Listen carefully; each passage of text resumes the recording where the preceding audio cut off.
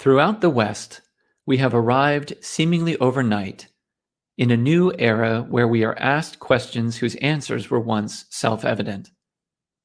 What is a man, and what is a woman?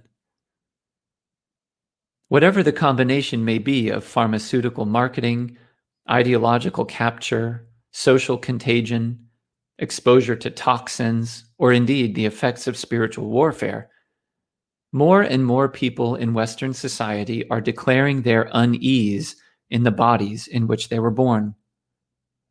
Some men believe they are women. Some women, men. Some declare themselves non-binary or gender fluid. Activists are quick to affirm, cheerleading the doctors who administer dangerous, side effect-riddled interventions under the euphemistic banner of transgender care. Anyone who objects or even questions is demonized as phobic. Meanwhile, great human tragedy multiplies, especially among our young. Some adolescents, on the cusp of or in the midst of their natural biological transitions from childhood to adulthood, declare their desire for a different kind of transition. It usually begins socially with a name change, pronoun swapping, and cross-dressing. Where legal, the next stage may be to take puberty blockers, in the mistaken belief that normal development can be paused until a child figures out which direction he or she would like to go. Then come cross-sex hormones and, in the extreme, surgery. Increasingly, however, individual youths and adults who have sought transition in one or more of these ways have woken up to the reality that there is no end point to the transgender journey. They realize they will never arrive at becoming something they are not, and they see that no pharmaceuticals or surgeon's knife will heal their dysmorphia. And so, in an extraordinary act of courage, they detransition, turning around and going back to the original path of their God-given sex. Sadly, the stories of the growing number of detransitioners are usually repudiated by the transgender communities to which these people once belonged, and they are downplayed or simply ignored by the mainstream media. But with the voices of detransitioners growing louder, and the prospect of major litigation looming against various players in the transgender industry, the tide may be beginning to turn. A new book from Ignatius Press, the Detransition Diaries, is one channel of hope. In this charitable, accessible volume, one not only learns about the origins of medical transgenderism, but also how we may think of its effects alongside other tragic movements and phenomena in medical history. Most importantly, one encounters in this book the heart-wrenching but ultimately hope-filled stories of 7 detransitioners. Victims of a cruel system, yes, but also victors, ambassadors for reality. The Detransition Diaries is co-authored by Kallie Fell and Jennifer Lahl, the latter of whom is my guest today. Jennifer Lahl is the founder and former president of the Center for Bioethics and Culture. She was a pediatric nurse for 25 years, and she has lately produced several films including Transmission, What's the Rush to Reassign Gender, and The Detransition Diaries, to which this book is something of a companion. Her latest film is called The Lost Boys, Searching for Manhood. All of them are available for free online. It is my pleasure to welcome Jennifer Lahl to the Ignatius Press podcast today. And owing to the serious subject matter of this episode, parents should use discretion about listening with young children present. Jennifer Lahl, welcome to the Ignatius Press podcast. How are you? I'm well, Andrew. How are you? I'm very well, and so much the better for having read the book that you have co-authored with Kallie Fell, which is called The Detransition Diaries. It is very informative and provocative, but not in a sort of unnecessarily controversial way. I've just really enjoyed reading the way that you and your co-author approach this very important topic that all of us in society are now wrestling with, this phenomenon of transgenderism. You say in the introduction to the Detransition Diaries, you say, we are nurses who happen to make movies, but now you also write books. So how did you and Kallie come to write the Detransition Diaries? Well, I will put all credit or blame on the feet of Vivian Dudreau at Ignatius Press, because we were actually in production on the film, The Detransition Diaries. And Vivian approached us and said, would you write a book about this? And I thought, well, wow, that was pretty cool, because once you hadn't even seen the movie yet, and I was like, well, don't you want to see the movie? Maybe it's horrible. It was at Vivian's nudging. And so Kallie and I, we're both busy wives, mothers, and we have full-time jobs running the Center for Bioethics and Culture.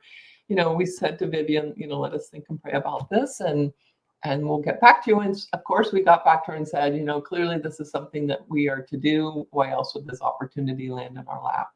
So here we are with, the book just being released. I saw this over the weekend. It was trending #1 on Amazon in the new release category.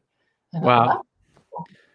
No doubt, and no surprise. I mean, so many people, as I said at the outset, are really searching for answers to these questions. And the book is it's not too long. It's very accessible, and it's both informative, but then also really reaches out on a human level, because you tell the stories of 7 individuals who have detransitioned, and we'll get to them in a moment. But before we do, I wonder if you could set the stage for us a little bit more about what the book is trying to do. You say also in the introduction, you say, some transgender activists will not tolerate any suggestion that there are people who once considered themselves trans who now regret having undergone procedures that did permanent damage to their body.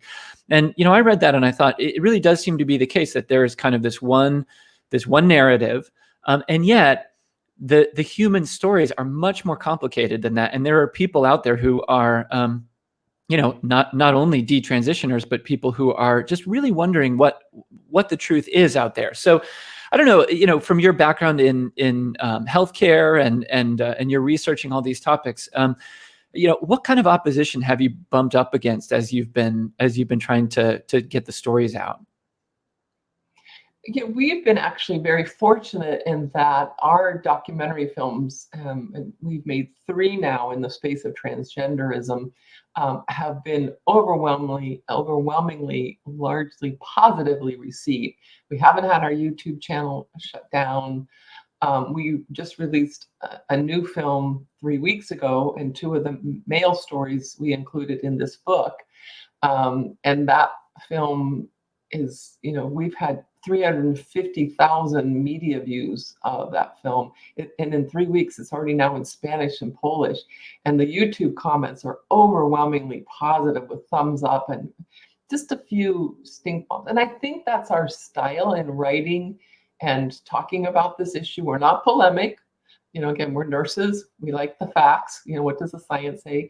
As nurses, we're really concerned with medical ethics. What should doctors do or not do? So we've been really well received.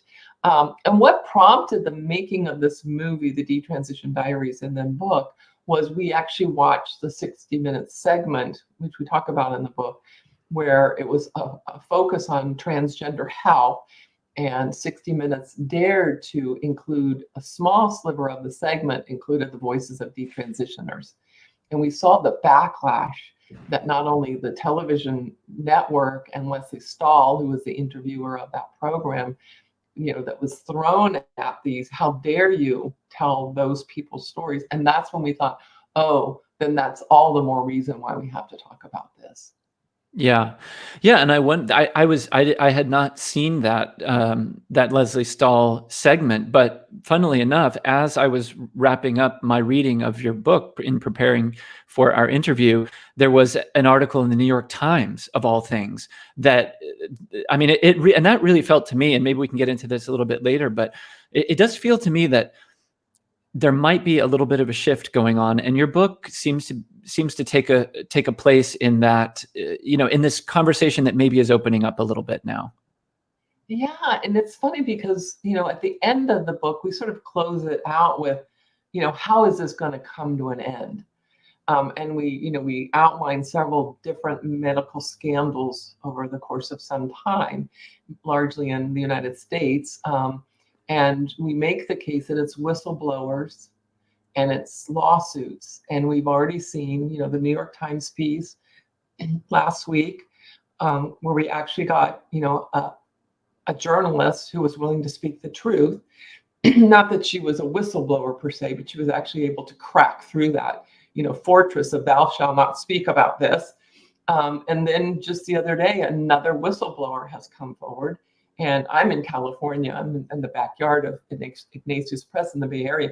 We have 3 major lawsuits here in California against Kaiser Permanente filed by detransitioners. So we already are seeing these lawsuits and whistleblowers and an ability, willingness to be more honest, which we know will only pave the way for more people who've either been sitting on the sidelines, worried about getting canceled, worried about losing their job, all those things why people don't speak up. But I think it will embolden more and more people to say, this can't continue.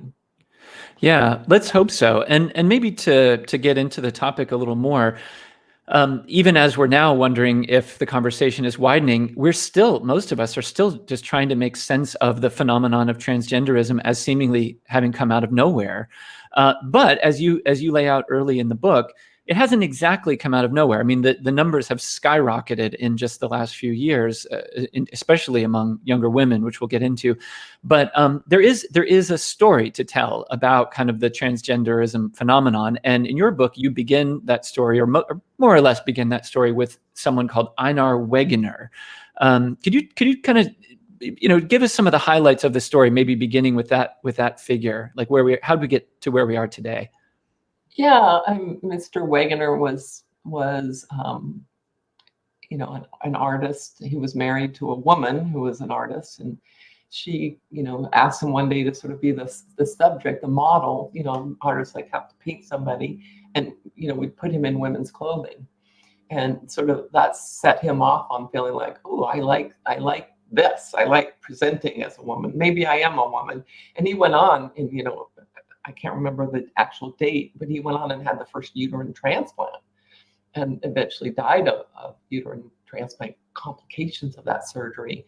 And so it was, and I don't know that that's really the beginning of the story, but that's where we pick it up in that sort of pivotal moment when we actually had the medical establishment saying, oh yeah, well, we'll turn you into a woman, we'll put a uterus in you. And then, I highlight some other big actors along the way. Harry Benjamin, who he was a precursor of what we now live with, which is called WPATH, which is the ideological group of activists that sort of steer how medicine is going to operate. And we look at John Money and Alfred Kinsey. Then we sort of move into what was going on in academia with sort of blurring of language and gender queer and the whole movement of that there's no distinction between male and female. We just blur all those, nonsensical things that we believe in. They're like, no, we're not men and women. We are fluid and we're gender queer, and the whole queer movement. And that sort of, it crept into academia, it crept into medicine, it crept into popular culture. Whether you look at the Boy Georges and David Bowie's, people that just dressed real bizarrely in flamboyant clothing, and how medicine just got really captured, and we pin it to what happened in Nazi Germany. We pin it to what happened with Tuskegee and the lobotomy and the sterilization programs, and how did medicine go so terribly wrong, and what got medicine back on track. Yeah, those two chapters, the chapters of the book where you talk about kind of the pedigree of transgenderism, and then your chapter where you liken, and others have done this before, but I really appreciated the care that you took with the pulling out these examples of kind of medical catastrophes, or where medicine has become captive to ideology, in the examples of Nazi racial hygiene and Tuskegee and lobotomies and these kinds of things. And um, from there, then we're able to move from, okay, we've got some history, we understand sort of with a kind of sadness how it moved so quickly. And this is one of the points you make throughout the book, that, I mean, in a sense, like, transgender people sadly are like they're themselves living experiments, because it's not like anything that they're really going through is rooted in a tradition of trial and error, and and all these kinds of things. And so we just don't really know what's going on. But when it comes right down to it, I mean, you can present information to people and tell people a story of the history of something. But then when it comes down to it, we're out here in society thinking, well, what about this person who's related to me? Or what about this friend of mine? Or what about these people that I've heard about? And that's where your book really, the heart of your book really comes out in the stories of the detransitioners that you feature. And you feature 7 people. And I know that some of them are connected to your film, and maybe some of them are not. So maybe could you tell us, like, how did these 7 people come onto your radar? Well, when we went into production on the film, we were already watching social media to see who were the most outspoken, articulate, passionate detransition voices. So, so whether we actually approach them to be in the film, or we actually have a podcast, Kallie Fell, the co-author of this book, runs a podcast called Venus Rising. So I've interviewed Chloe Cole, whose story is included in the book, but she's not in the film. And Kallie interviewed Rachel, who's in this book, on her podcast. So we already had relationship. We already were watching these people. Then you just have to approach them to ask their permission, because not everybody wants to be in a film just because they're active on social media. And there are people, for various reasons, that turn us down, because anybody who's undergone some kind of serious traumatic event in their life, at one point they want to pick up the pieces and move on. They don't want to be always the detransitioner, So some people just clearly say, I'm done doing media, and I'm just going to go live my life now. And so that's how we came to pick them. They had compelling stories. They're articulate. Some people have compelling stories, but it's really hard for them to articulate. And it's, in a way that makes an editor happy. Yeah. So there's that practical side of it. And it was again back to Vivian. She knew we were in production, and we were in Europe at the time. We were in England, filming The Lost Boy: Searching for Manhood, which is the new film focus on male detransitioners. And she said it would really make this book better and reach a larger audience if you could include 2 male voices. And so we looked at the 5 men that we were interviewing at the time in production, and the 2 men that we decided to include in this book. We included for a few reasons. Once they had very compelling stories. 2, they're American based, and 3, they both had a reversion or a conversion to faith. So there was a faith element in their stories as well, which we thought would really resonate with an Ignatius Press readership. Yeah, and we'll get into the specific cases, but I appreciated that the figures, the people, the individuals that you focus on in the book, they don't at all have the same story or the same kind of motivations. They're not all kind of rooted in a conversion to Christianity or anything like that. And I think, in a sense, that makes the overall picture that the 7 of them together present stronger. Did any of them? Yeah, just to follow up on that, did any of them fear or worry about maybe sort of being worry that maybe they would kind of be used as like a political figure in a culture war type situation? I didn't sense that at all. One is that we're always very clear when we approach people to seek their permission to work with us, either in film or book format. We tell them who we are. We tell them our point of view. Basically, we say we're on your side. We're not going to punk you. We're not going to dunk on you. We're not going to use um, your stories for any kind of gain. We're just documentary filmmakers. We're nurses. And we always say you can see our past films, so you can see our style and how we approach things, and just letting people tell their story. So I think that builds a little bit of trust, and and we're obviously very prominent out there on social media, and it's not hard to figure out who we are and what our point of view is and what we stand for. So I think people feel like that they can trust us, which I hope they do. And usually, I don't think I can say, almost 100%. Everybody who's been in a project that we've worked on has never regretted it. They've been proud to be part of it and been really pleased with the end product.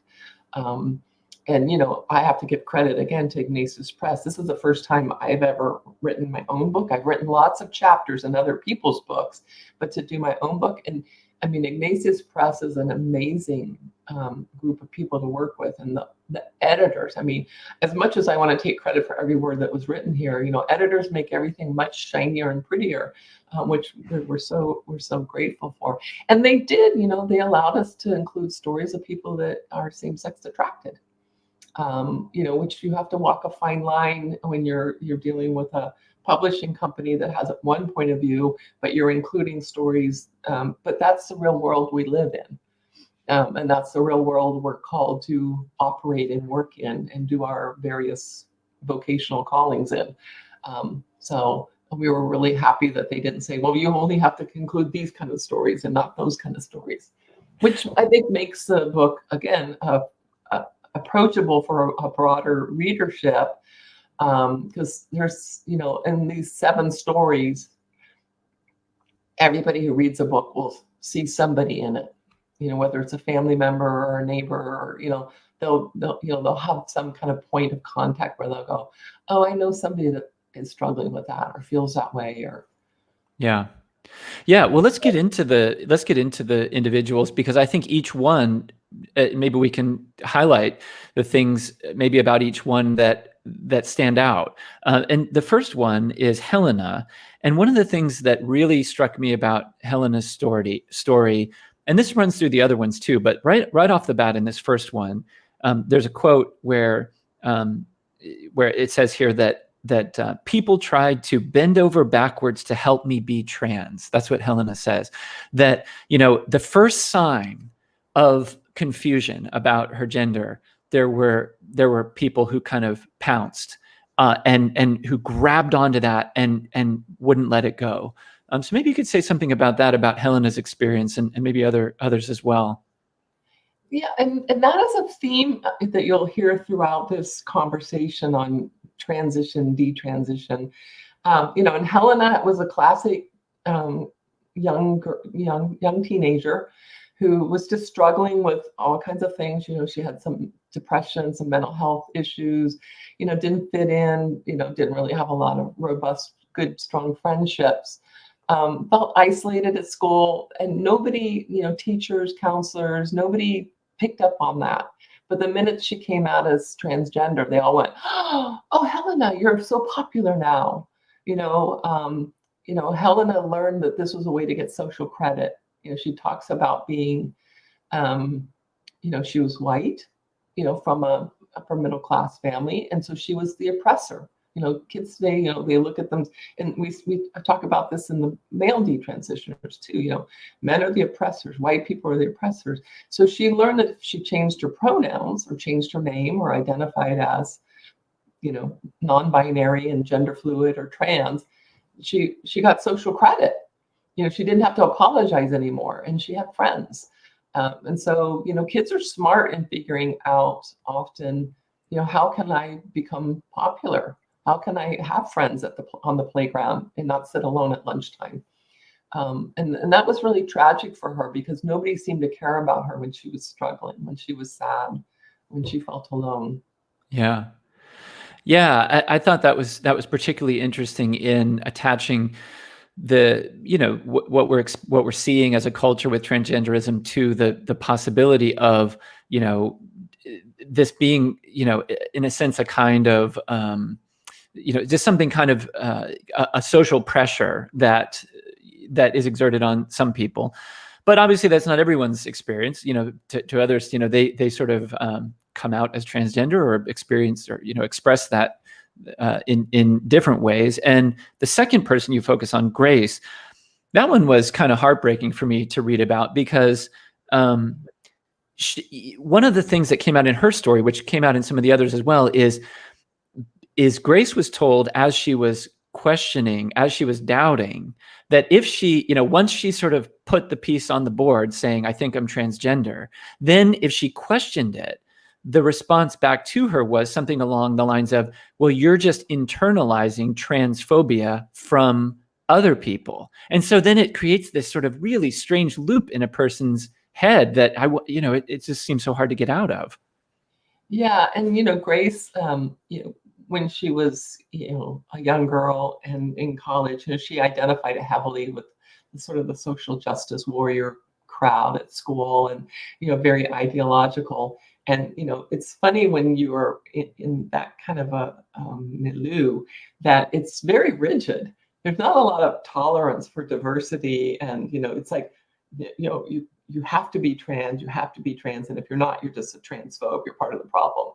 And so she was able to sort of, when she got herself out of, and I often say the cult, which might get me in trouble, but it's a cult. You have only one way of believing, and you have to follow the rules. And when she started peeling herself out, I love how she sort of talks about taking slow steps back, from being full trans to being, well, I'll just let people call me Grace again. I'll take my name back. And then it was like, okay, I'll drop the pronouns. Okay. And then, in the film, which is really powerful, that's the beauty of book and film. We actually show pictures of her at her wedding with her husband.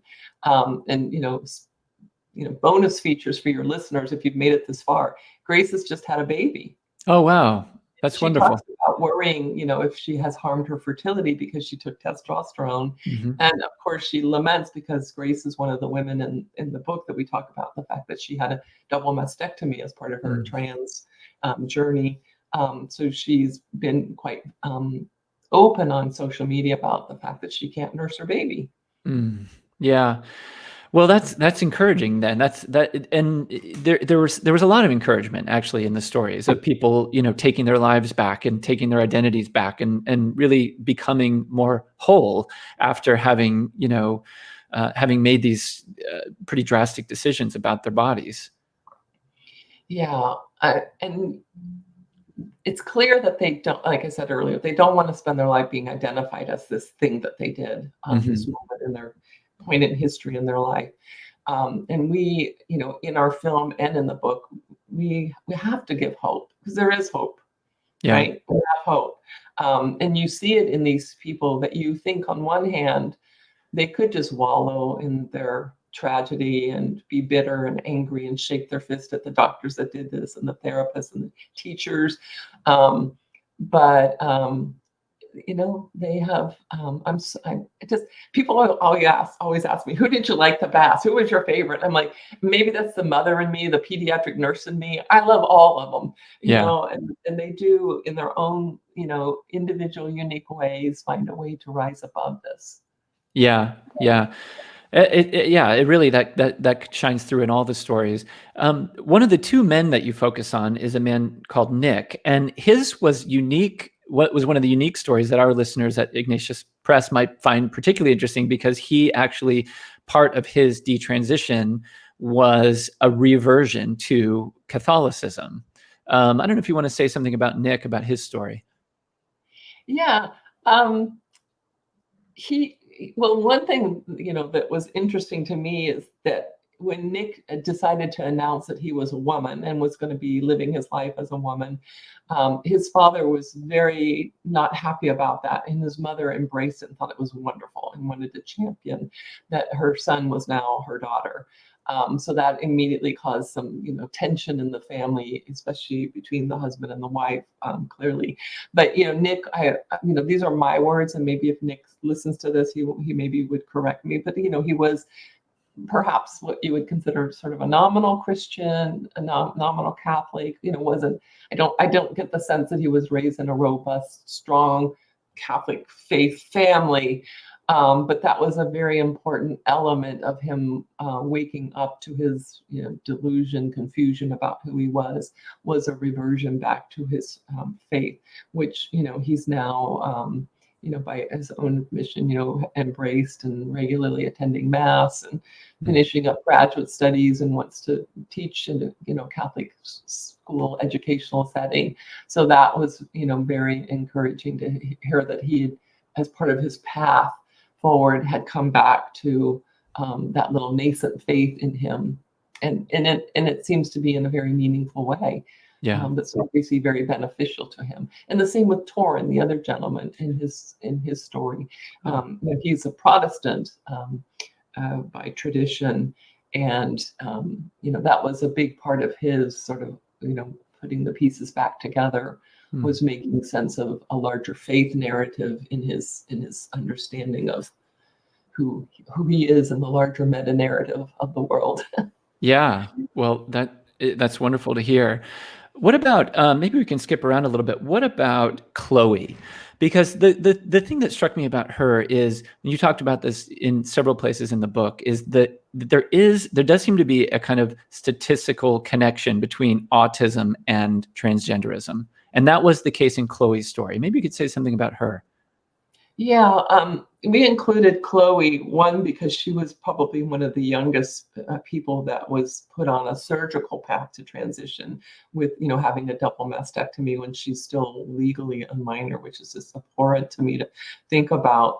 But yeah, she struggled with being on the autistic spectrum. You see a lot in these young men and women comorbidities. They're OCD, autism, Asperger's, depression, so mental health kind of problems as well. Trauma is often a big part. Helena talks about, as a really young girl, losing a very significant caregiver in her life, and how the family just wouldn't talk about it, and how that really made her struggle with that loss of a important person in her life. So you have all these, and Chloe probably had several of them. And Chloe, as well as the young men, pornography played a big role.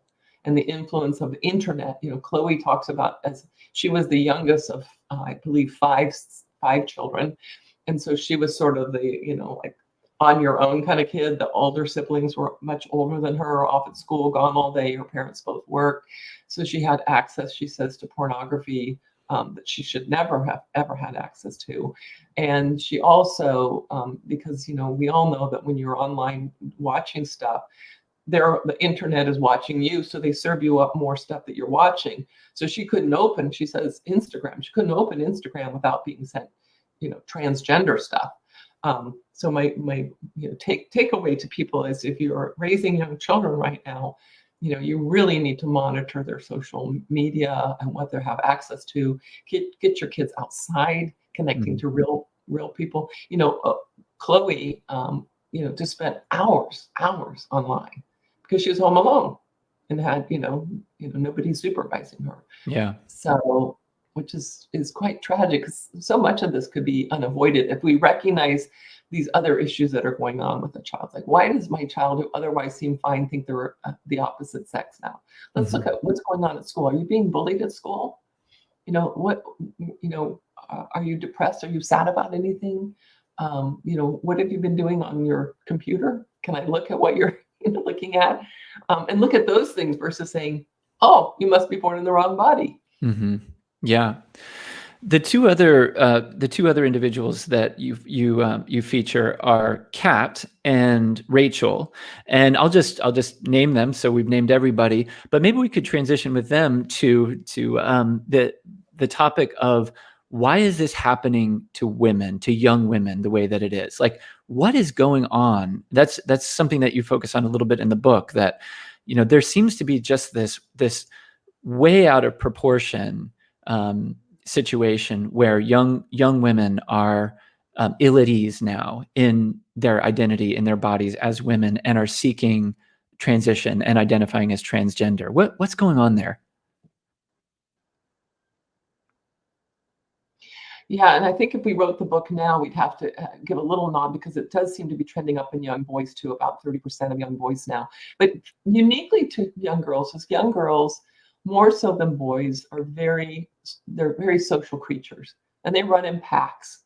Your daughter, your sister, she'll have her, 5 or 6, best friends, and they all like little packs, and they run around, they go here, they go to the mall together, they go to each other's houses. So they're very influenced by what their friends are doing. And if Debbie's doing something and Susie's doing it, well, then I should do it too. So they're really, that more social creatures. Girls tend to be not 100%, but more concerned with appearances. Why do we see more girls with anorexia and bulimia? Not to say boys don't have that, but it's predominantly girls.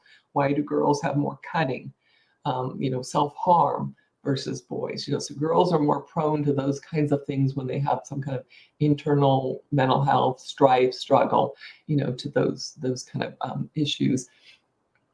And then, it takes them longer to get out of it. Grace was a great example. When she started doubting, and maybe this isn't for me, that pressure that she put onto it. And when you look at one of the young boys that we interviewed for Lost Boys, he said boys get into transgender ideology fast, but they get out of it fast. And I think when you think of boys or men, I mean, I'm married to a man, I have a son, men are problem solvers. I don't feel good. I don't feel comfortable in my body. What do? They go to the internet. Oh, you're born. Oh, okay, I'm going to transgender. And then they do it and they go, well, that didn't help. So they get back out of it because they're more kind of analytical, problem solving kind of creatures versus girls, social. My friends are doing this. Everybody's dressing this way. Everybody's wearing their makeup or hair this way. I'm going to be like the pack. Mm-hmm. Yeah.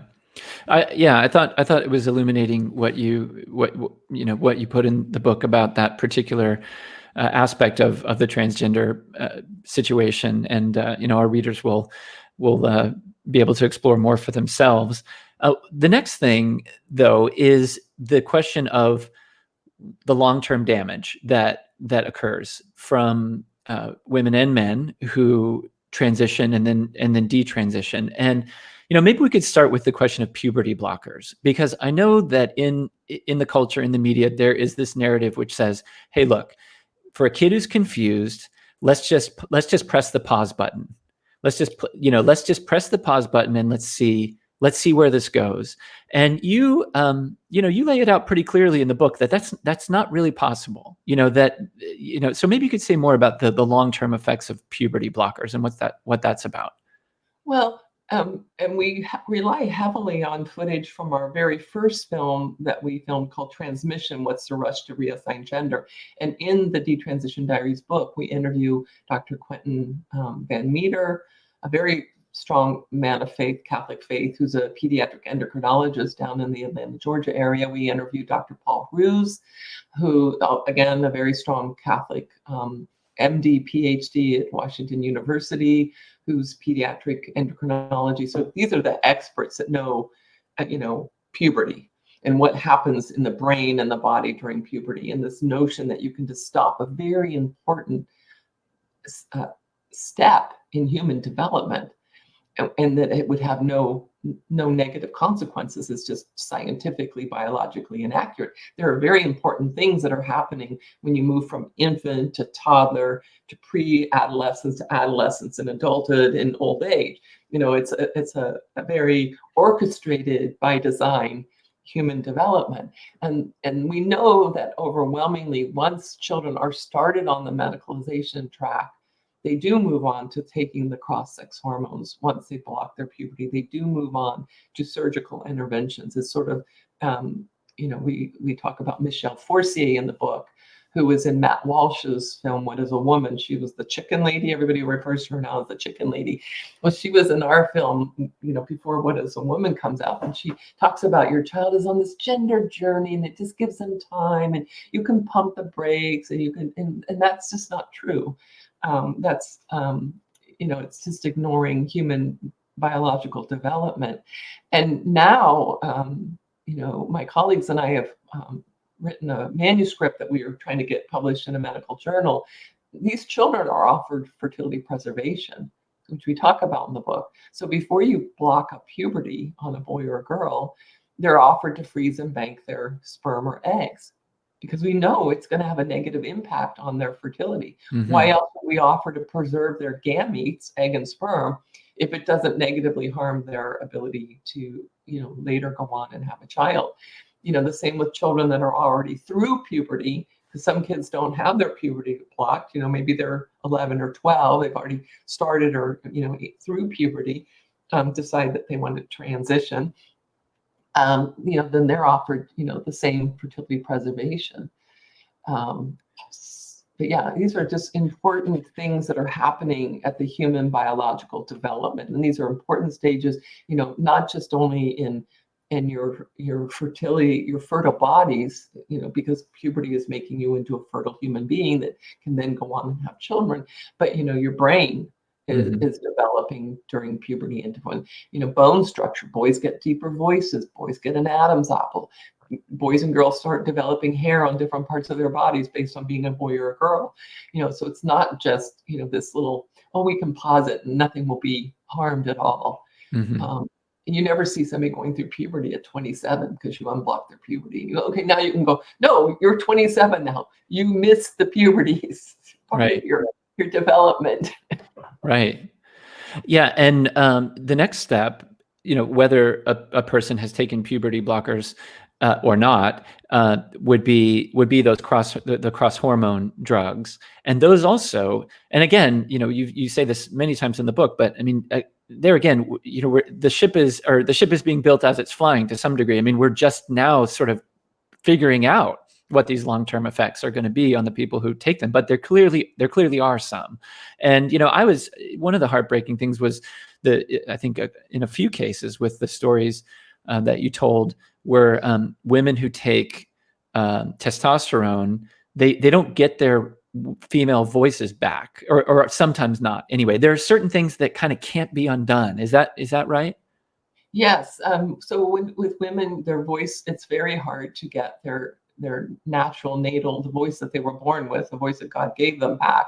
And sometimes, because I attend a lot of conferences where there's detransitioners and experts and all that, you'll turn around because you'll think you hear a man talking, and you'll turn around and like, oh, it's a woman, but it's they still have that.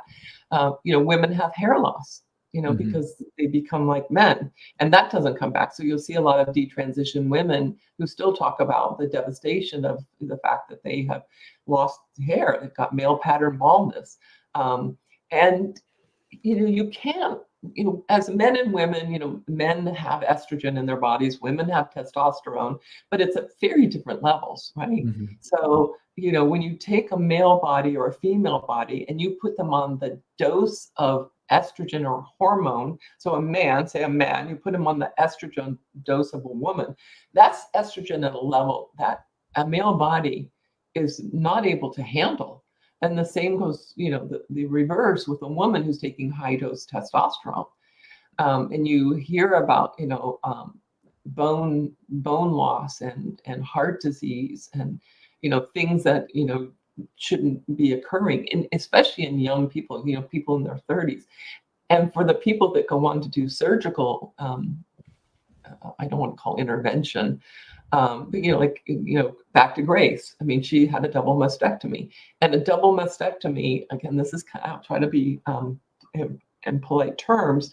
When they do a double mastectomy for transgender surgery, it's not like a woman who has a mastectomy for cancer, because they actually shave. And Chloe talks about this. They shave the bone down because they're trying to masculinize the chest. So it's not just removing the breast, but it's actually changing the shape of the bone.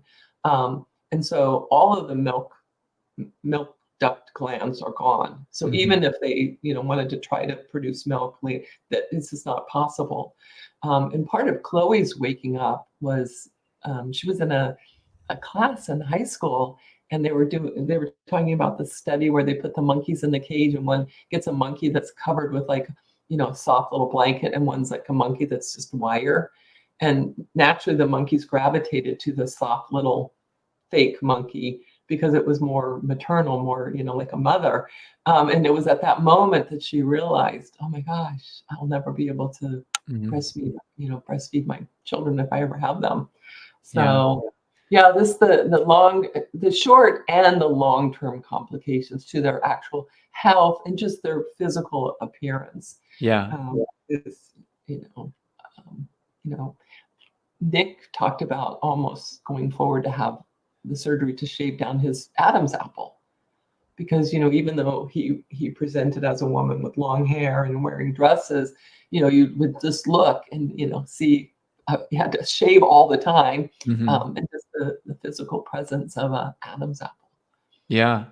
Well, that's a good segue to just talking for a moment about the surgical stuff. Those who do decide to have top surgery, bottom surgery, and you go into all the details about what these are and what these entail. I mean, they're really signing up to a lifetime of surgery, a lifetime. In order to be the person that they believe, in order to kind of, they believe they're in the wrong body, and in order to have the right body, it requires what some of us might consider a pretty unnatural intervention forever, and oftentimes with really serious side effects as well that persist until they're gone. Yeah, and they're really in a double bind because and again, we state very clearly up front in the book that we don't buy into the language. So when I say transition and transgender, I don't believe you could ever transition. So make that clear. But we talk about the lifelong patience the person who's deciding to transition lives. If you decide to be a man that's going to present as a woman, you will have to do all these interventions for the rest of your life as long as you're pretending to be what you're not. The same is true for those that detransition. They are lifelong patients because they're dealing with the health consequences of damaging their body by doing a certain thing. So say you're a woman and you want to go off testosterone, or a man wants to go off estrogen, you're going to have problems and things that you're going to be dealing with physically from going down that path and then reversing. So there's no win for these people. And then, of course, the surgical interventions, that there's no coming back from that. And that's really, what gets me, just really undone when I think of, doctors, why are they doing this? And we call out the wonderful people crying out in the wilderness in the book, the Dr. Paul Ruses and the Quentin Van Meters, and, because there are many people that are trying to get the medical doctors to stop doing this. Yeah, you highlight the basics of healthcare, right? The Hippocratic Oath: do no harm, and is any of this so-called care measuring up to that standard? And your book really, to my mind, makes it clear it does not. That a lot of harm is being done. And that's what gets back to one of your first questions as writing the book, when Vivian asked us, because there's so much we wanted to say that you can't say in the documentary film. And because we are nurses, we wanted to really look at this through the strong lens of medical ethics and what is the proper role of physicians to their distressed patients that's in front of them. So it was great to have that ability to sort of look back historically and then hopefully point forward in a hopeful way of how do we, get out of this, and how do we make sure that, I sometimes think when I'm just doing interviews like we're doing here today, Andrew, how many children right now are undergoing surgical interventions on their body? How many children right now are being handed prescriptions for medications that are harmful to them? And it just grieves my heart to think that it's still happening. So how can we quickly work to stop it from happening? Yeah. Well, and maybe I know the answer to this. Maybe the answer is to make movies and write books and that sort of thing. That seems to be what you're doing. But the title of your last chapter is "How Does This Dark Chapter in Medical History End?" And maybe just very briefly, how does it end? Well, it will end with the whistleblowers, the lawsuits, public awareness. I mean, we look at, we talk about what's going on in other countries. So, you know, countries that have said, oh, we used to think this was the way we're going to treat people, and now we're not doing that. There's quite a few countries that have changed their practice. You know, we look at the states. You know, in the United States, it's become a state by state battle, because, you know, when President Biden walked into the White House on day one as the new president, you know, he introduced the Equality Act, which sort of paved the way for all this gender nonsense, to the point where California, my state, is now a sanctuary state. So kids that are in Texas or Florida where this isn't allowed, you know, they can't have their puberty block, can come to California. So we look at the legislative acts, and we call out Florida because Florida is sort of my gold standard. Florida decided not to act legislatively to stop doing this to children. And my position was we shouldn't do this to adults either. But in Florida, they decided not to act legislatively, but the medical professional societies said this is not how medicine is going to be practiced in the state of Florida, which to me is the win-win solution, because legislation is good, but then, you know, you have new members of Congress that, you know, get elected and they undo legislation. So you're constantly in this sort of, you know, now we have a good law, but now we have people that are trying to undo that law. But when you can get the medical societies like the American Academy of Pediatrics, American Academy of you know, Surgery, the Pediatric Endocrine Society, when the medical professional societies and the doctors say, this is not how we're going to practice medicine, that's to me the win goal. So Florida, to me, we call out because it's sort of like I said, it's my gold standard for how we should act. Well, we're just scratching the surface, and the book is The Detransition Diaries. It's a must-read, brand new from Ignatius Press, wherever you get your books. Jennifer Lahl, thank you so much for taking the time to join me today. Thank you, Andrew.